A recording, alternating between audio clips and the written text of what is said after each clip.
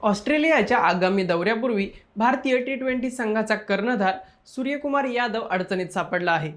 सूर्याच्या क्रिकेट कारकिर्दीत प्रथमच अशी वेळ आली आहे, कारण मुंबई रणजी संघाने त्याला आगामी सामन्यासाठी बाहेर ठेवले आहे।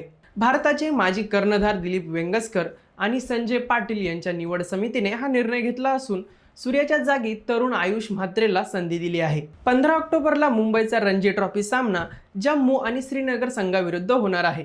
या सामन्यासाठी निवडलेल्या संघात अजिंक्य रहाणे, शार्दुल ठाकूर, शिवम दुबे आणि सरफराज खान यांसारखे अनुभवी खेळाडू आहेत। मात्र सूर्याचे नाव नसल्याने चाहत्यांमध्ये आश्चर्य व्यक्त होत आहे। गौतम गंभीर यांच्या मार्गदर्शनाखाली भारतीय संघात मोठे बदल होत असताना स्थानिक क्रिकेटमध्ये खेळण्याचा नियम सर्व खेळाडूंना लागू करण्यात आला आहे। पण आता सूर्यकुमार यादव हा नियम पाळू शकणार नाही, कारण त्यालाच मुंबई संघाने वगळले आहे। सूर्या सध्या फक्त टी20 स्वरूपातील क्रिकेटमध्ये सक्रिय असून त्याचे कसोटी आणि वनडे करिअर जवळपास संपुष्टात आला आहे। 35 वर्षीय सूर्यासाठी हा धक्का त्याच्या भविष्यातील संधींवर परिणाम करू शकतो, असा अंदाज क्रिकेट तज्ज्ञांनी व्यक्त केला आहे।